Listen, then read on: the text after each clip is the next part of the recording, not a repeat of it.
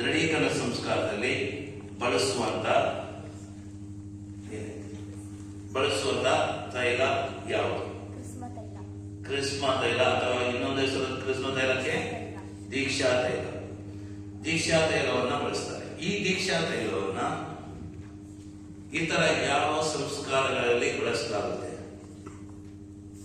ದೀಕ್ಷಾ ತೈಲವನ್ನ ಇತರ ಬೇರೆ ಸಂಸ್ಕಾರಗಳಲ್ಲಿ ಬಳಸಲಾಗುತ್ತೆ. ದೃಢೀಕರಣ ಮತ್ತು ಯಾಜಕಾಭಿಷೇಕ ಮತ್ತು ದೀಕ್ಷಾಸ್ನಾನ ಮತ್ತು ವಿವಾಹ ಇಲ್ವಾ? ಅದನ್ನು ಬಳಸ್ತಾರೆ. ಇನ್ನೊಂದು ಬೇರೆ ಎಣ್ಣೆ ಅದು ಹೇಳಿದ್ದು ಸರಿ. ದೀಕ್ಷಾ ತೈಲವನ್ನ 3 ಸಂಸ್ಕಾರಗಳಲ್ಲಿ ಬಳಸಲಾಗುತ್ತೆ. ಒಂದು ದೀಕ್ಷಾ ಸ್ನಾನ, ದೃಢೀಕರಣ, ಯಾಜಕಾಭಿಷೇಕ. ಗುಡ್. ನೀನು ಈ 3 ಸಂಸ್ಕಾರಗಳನ್ನ ಬಿಟ್ಟು ಇದನ್ನು ಹೊರತುಪಡಿಸಿ ಇನ್ನು 3 ಸಂದರ್ಭಗಳಲ್ಲಿ ಇದೇ ದೀಕ್ಷಾ ತೈಲವನ್ನು ಬಳಸ್ತಾರೆ. ಈ ಸಂದರ್ಭಗಳು ಯಾವುವು? ದೀಕ್ಷಾ ತೈಲ 3 ಸಂಸ್ಕಾರಗಳನ್ನ ಹೇಳಿದ್ದಾರೆ ಅವರು. ಈ ಸಂಸ್ಕಾರಗಳನ್ನು ಬಿಟ್ಟು ಇತರ 3 ಸಂದರ್ಭಗಳಲ್ಲಿ ಇದನ್ನು ಬಳಸಲಾಗುತ್ತೆ. ಇದೇ ತೈಲವನ್ನ, ದೀಕ್ಷಾ ತೈಲವನ್ನು. ಯಾವುದು?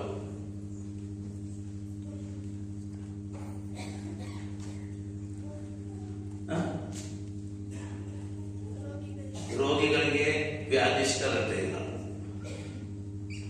ದೀಕ್ಷಾ ತೈಲ ಬಳಸಲ್ಲ, ಅದಕ್ಕೆ ವ್ಯಾಧಿಷ್ಠರ ತೈಲ ಅಂತ ಇದೆ. ನೆಕ್ಸ್ಟ್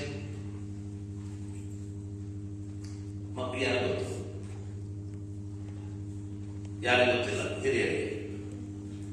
ಅವರು ಹೇಳದೇ ಇದ್ರೆ ನೀವೇ ಹೇಳಬೇಕು. ಎಸ್. ಆಲ್ಟರ್. ನೂತನ ದೇವಾಲಯವನ್ನ ಪವಿತ್ರೀಕರಿಸುವಾಗ ಇದನ್ನ ಪೀಠಕ್ಕೆ ಬಳಸ್ತಾರೆ. ಪೀಠವನ್ನ ಅಭ್ಯಂಗಿಸುವುದನ್ನ ನೋಡಿದ್ದೀರಿ. ಈ ಪೀಠವನ್ನ ಅಭ್ಯಂಗಿಸುವಾಗ ಹೇಗೆ, ಎಷ್ಟು ಕಡೆಯಲ್ಲಿ ಇದನ್ನು ಅಭ್ಯಂಗಿಸ್ತಾರೆ? ಎಷ್ಟು ಕಡೆಯಲ್ಲಿ ಇದನ್ನು ಅಭ್ಯಂಗಿಸ್ತಾರೆ ಹಿರಿಯರು? ಚಾಯ್ಸ್ ಬೇಕಾ? 5 ಕಡೆಯಲ್ಲಿ. ಎಲ್ಲಿ? ಪೀಠದ 5 ಕಡೆಯಲ್ಲಿ ಎಲ್ಲಿ? ಗುರುಗಳು ಹೇಳಿದ್ದಾರೆ.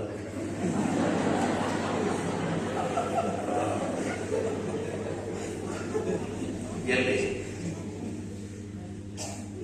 4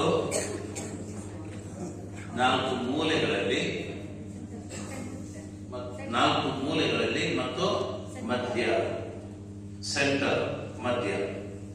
ಯಾಕೆ 5 ಕಡೆಯಲ್ಲಿ ಇವುಗಳು?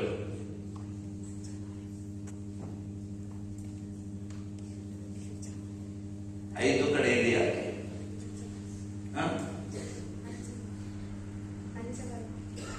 ಪಂಚ ಗಾಯಗಳು. ಪ್ರಭು ಕ್ರಿಸ್ತರ ಪಂಚ ಗಾಯಗಳನ್ನು ಸೂಚಿಸುವುದಕ್ಕೆ 5 ಸ್ಥಳಗಳಲ್ಲಿ ಅಭ್ಯಂಗಿಸಲಾಗುತ್ತದೆ. ಈ ಮುಂದಕ್ಕೆ ಅಭ್ಯಂಗಿಸಲಾದಂತ ಪೀಠ ಪ್ರಭು ಯೇಸು ಕ್ರಿಸ್ತರ ಶರೀರವನ್ನು ಇಡುವಂತಹ ಸ್ಥಳ. ಪ್ರಭು ಯೇಸು ಕ್ರಿಸ್ತರ ಶರೀರ ಅತಿ ಪವಿತ್ರವಾದ ಈ ಒಂದು ಸ್ಥಳ. ಮುರಿದೋಯ್ತು ಅಂತ ಹೇಳಿ ಇದನ್ನ ತೆಗೆದು ಹಾಕಿ ಇನ್ನೊಂದನ್ನ ತೆಗೆದುಕೊಂಡು ಬಂದು ಇದನ್ನ ಅಲ್ಲಿ ಟೀ ಕೊಡೋದಕ್ಕೆ ಇವತ್ತು ಬಳಸೋದಕ್ಕೆ ಸಾಧ್ಯವಿಲ್ಲ. ಏನ್ ಮಾಡ್ಬೇಕು?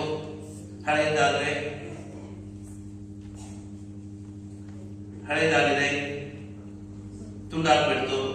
ಇವಾಗ ಏನ್ ಮಾಡ್ಬೇಕು? ಬರ್ನ್ ಮಾಡಕ್ಕೆ ಆಗಲ್ಲ. ಇದು ಹಲಗಿದ್ದಲ್ಲ, ಇದು ಕಲ್ಲು, ಸುಡುವುದಕ್ಕೆ ಸಾಧ್ಯವಿಲ್ಲ. ಏನ್ ಮಾಡಬೇಕು? ಯಾರು ಕೂಡ ತುಳಿಯದೇ ಇದ್ದಂತಹ ಸ್ಥಳದಲ್ಲಿ ಅದನ್ನ ಸಮಾಧಿ ಮಾಡಬೇಕು ಅಥವಾ ಅದನ್ನ ಊದಿರಬೇಕು. ಯಾರು ಕೂಡ ಕಾಲಿಡಿದಂತಹ ಸ್ಥಳದಲ್ಲಿ ಅದನ್ನ ಊದಿರ್ಬೇಕು. ಒಂದು ವೇಳೆ ಮರದ್ದಾದ್ರೆ ಅದನ್ನ ಸುಡಬೇಕು, ಬರ್ನ್. ಮತ್ತು ಬೂದಿಯನ್ನು ಏನ್ ಮಾಡ್ಬೇಕು? ತೆಂಗಿನ ಗಿಡಕ್ಕೆ ಹಾಕಬೇಕು. ಬೂದಿಯನ್ನ ಏನ್ ಮಾಡಬೇಕು? ಬೂದಿಯನ್ನ ಯಾರು ಕೂಡ ತುಳಿಯದ ಸ್ಥಳದಲ್ಲಿ ಸಮಾಧಿ ಮಾಡಬೇಕು. ಇದು ಅದು ಕೂಡ ಸಮಾಧಿ ಮಾಡಬೇಕು ಬೂದಿಯನ್ನು. ಸರಿ, ಕೂತ್ಕೊಳ್ಳಿ. ಈ ವರ್ಷಗಳಲ್ಲಿ, ಕಳೆದ ಕೆಲವು ವರ್ಷಗಳಲ್ಲಿ ವಿಶ್ವಗುರು ಫ್ರಾನ್ಸಿಸ್ ರವರು ಮೂವರು ಸಂತರನ್ನ ವಿಶ್ವಗುರುಗಳನ್ನ ಸಂತರನ್ನಾಗಿ ಘೋಷಿಸಿದ್ದಾರೆ. ಪುನಃ ಹೇಳ್ತೇನೆ, ಪೋಪ್ ಫ್ರಾನ್ಸಿಸ್ ಅವರು ಕಳೆದ ಕೆಲವು ವರ್ಷಗಳಲ್ಲಿ ಮೂವರು ವಿಶ್ವಗುರುಗಳನ್ನು, ಟೀಚರ್ ಅವರು ಅಲ್ಲಿ ನೋಡ್ತಾ ಇದ್ದಾರೆ, ವಿಶ್ವಗುರುಗಳು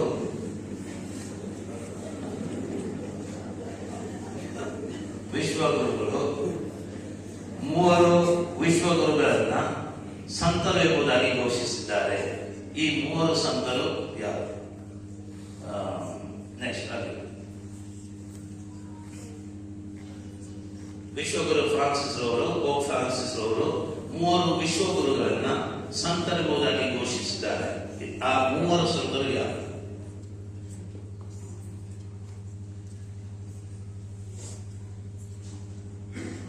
ಗೊತ್ತಿಲ್ಲ.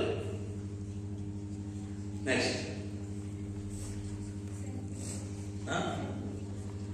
ಸಂತ ಸೆಂಟ್ ಪೀಟರ್.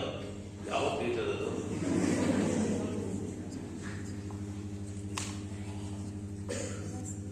ಸೆಬಾಸ್ಟಿಯನ್. ಇದೆಲ್ಲ ಹೊಸ ಹೊಸ ಸಂತರ ಹೆಸರು ಕೇಳ್ತಾ ಇದ್ದೇನೆ ನಾವು. ವಿಶ್ವಗುರು ಇದ್ದರ ಈ ವರ್ಷಗಳಲ್ಲಿ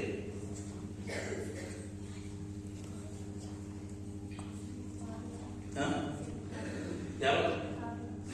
ಕಾರ್ಲೋ ಅಕ್ಯುತಿಸ್ ವಿಶ್ವಗುರು, 15 ವರ್ಷದ ಹುಡುಗ.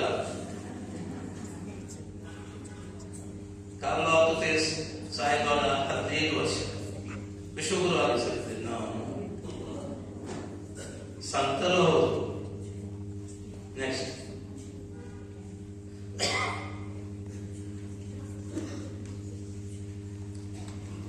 ಯಾರಿಗೆ ಗೊತ್ತು? ಎಸ್, ಜಾನ್ ಪಾಲ್ ಒಬ್ರು, ಮತ್ತು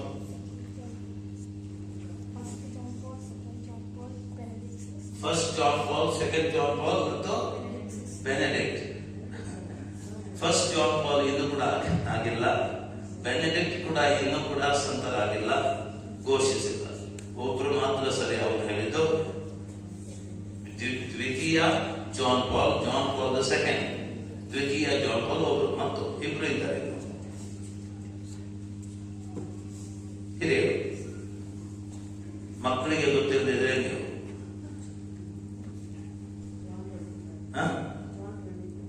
ಜಾನ್ ದ 23rd, 23ನೇಯ ಜಾನ್, ಮತ್ತು Pal the 6th.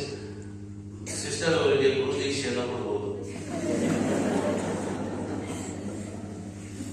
Pal the 6th, 6ನೇಯ ಪೌಲ, 23ನೇಯ ಜಾನ್ ಮತ್ತು ದ್ವಿತೀಯ ಜಾನ್ ಪಾಲ್.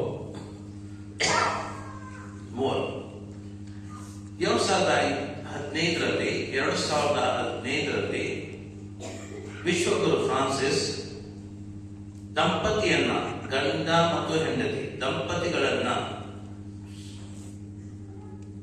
ಸಂತರನ್ನಾಗಿ ಘೋಷಿಸಿದರು. ಈ ದಂಪತಿ ಯಾರು? ಯಾರಾದ್ರೂ ಹೇಳಬಹುದು? ಈ ದಂಪತಿ ಯಾರು?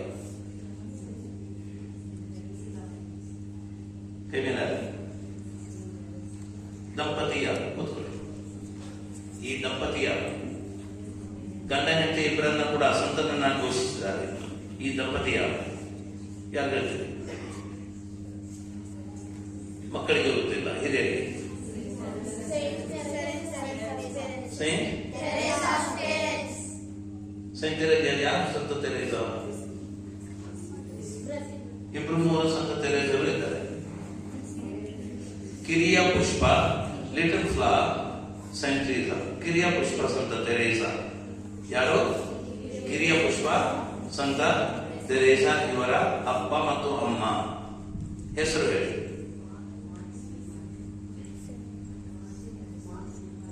ಕರೆಕ್ಟ್. ಮಾರ್ಟಿನ್ ಮತ್ತು ಝೇಲಿ ಮತ್ತು ಮಾರ್ಟಿನ್ ಇವರು ಅಪ್ಪ ಮತ್ತು ಅಮ್ಮ.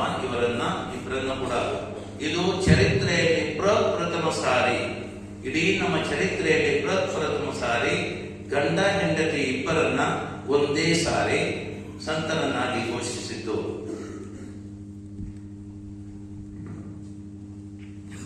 ಏನಾಯ್ತು? ವಿಶ್ವಾಸಿಗಳ ಪ್ರಾರ್ಥನೆ ಅಲ್ಲ,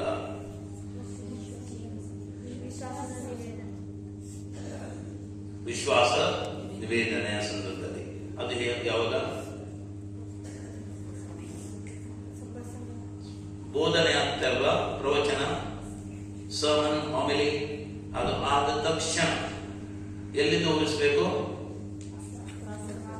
ಇಲ್ಲಿಂದ ಪಾಸ್ಟರ್ ಕ್ಯಾಂಡಲ್ ಇಂದ ಹೋಲಿಸಬೇಕು. ಆದ ತಕ್ಷಣ ಪ್ರವಚನ ಆದ ತಕ್ಷಣ ಹೋಲಿಸಬೇಕು. ತದನಂತರ ಫಾದರ್ ಅವರು ದೃಢೀಕರಣ ಸಂಸ್ಕಾರವನ್ನು ಸ್ವೀಕರಿಸುವಂತಹ ಅಭ್ಯರ್ಥಿಗಳು ಎದ್ದು ನಿಂತುಕೊಳ್ಳಲಿ. ನಿಮ್ಮ ಹೆಸರನ್ನು ಕರೀತಾರೆ. ಏನು ಹೆಸರಿದು? ಎಬಿನ್ ಆಂಟನಿ. ಏನ್ ಹೇಳ್ಬೇಕು ನೀನು? ನಾನು ಸಿದ್ಧನಿದ್ದೇನೆ. ಕೂತು ಗಟ್ಟಿಯಾಗಿ ಹೇಳಬೇಕು, ನನಗೆ ಕೇಳಬೇಕು, ಉಳಿದವರಿಗೆ ಕೇಳಬೇಕು. ನಾನು ಸಿದ್ಧನಿದ್ದೇನೆ ಅಂತ ಹೇಳಿ ನಿಂತ್ಕೊಳ್ಬೇಕು. ನಿಂತ್ಕೊಂಡವನು ಕೂತ್ಕೊಳ್ಳೋಕೆ ಕೂಡುದು, ಅಲ್ಲೇ ನಿಂತ್ಕೊಂಡೇ ಇರಬೇಕು. ಕ್ಯಾಂಡಲ್ ಅನ್ನ ನೀವು ಆರಿಸಬೇಕು. ಯಾವಾಗ?